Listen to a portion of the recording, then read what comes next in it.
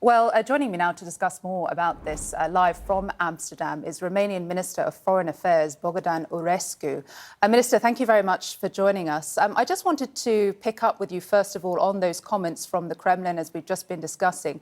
We know that over the past year, Putin has repeatedly hinted that Russia could use nuclear weapons if threatened. And now we are, of course, seeing some escalation to those threats, Russia withdrawing from the New START arms treaty and now threatening to strengthen Russia's nuclear triad.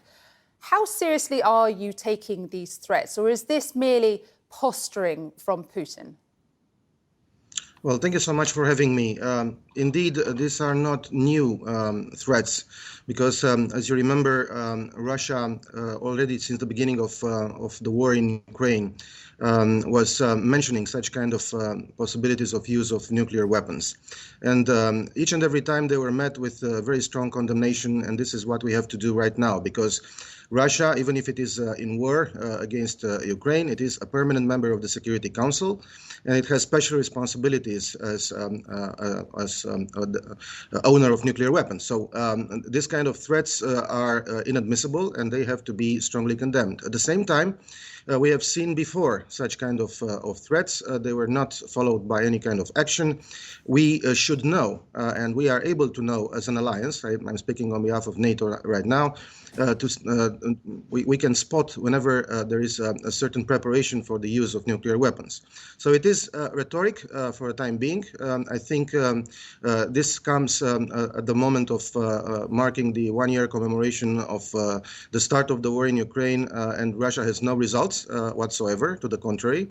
And I think it is a sort of a need for the Russian officials, including for President Putin and other allies of Mr. Putin, to mention such kind of things which create a lot of emotion at international level.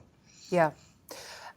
Elsewhere, meanwhile, of course, we've seen some movement from China this week, and China's claims of neutrality have really faded in light of the visit of China's top diplomat to Moscow yesterday.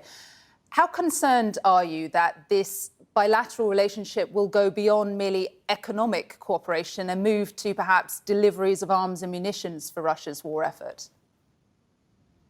Well, I think it is extremely important that China and any other actor in the world stay neutral as far as this conflict is concerned and does not help the aggressor, which is Russia.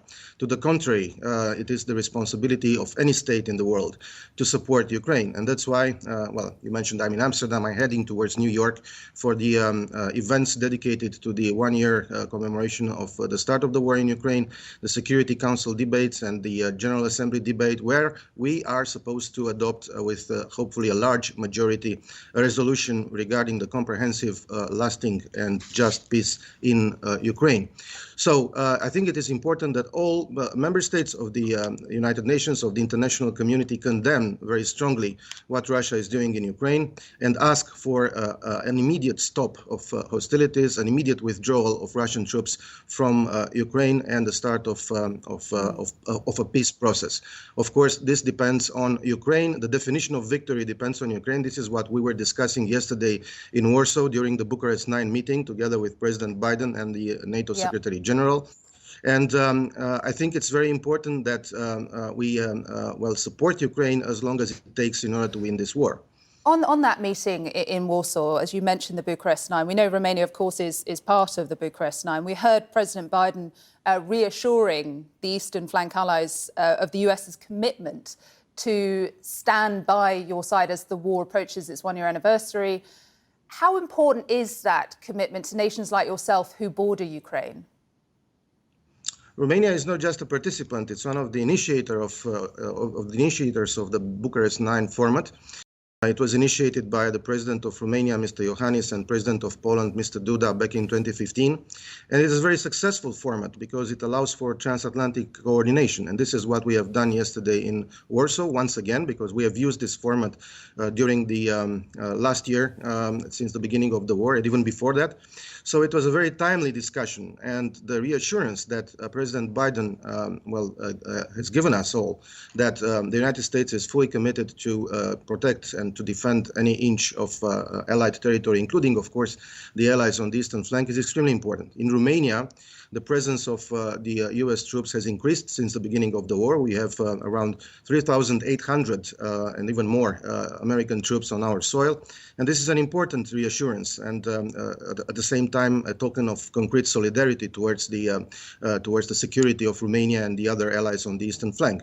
But we have discussed concrete measures. We have mentioned the importance of full implementation of the Madrid summit decisions of June last year, especially in terms of designation of reinforcement for the battle groups on the eastern flank, including for the battle group in Romania, more prepositioning of equipment, more air defense capabilities in order to negate Russia's anti-access area denial measures.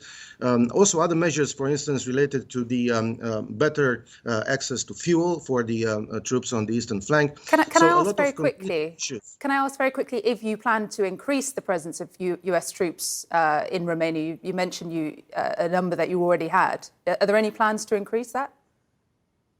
Well, any kind of increase of Allied presence, and I would stress the word presence, is very important. And the increase of U.S. presence on the territory of the eastern flank allies is extremely important in order to build a consolidated deterrence and defense posture and to go towards the forward defense that we have been discussing for quite some time, and also in the Madrid summit. And this presence means not just an increase in number of troops, but also it means prepositioning of equipment, which is extremely necessary if needed to defend the Allied territory, but also assignment of reinforcement forces for the battle groups which are already in the eastern flank territory. So all these represent a combined set of measures, command and control aspects, which are also very important.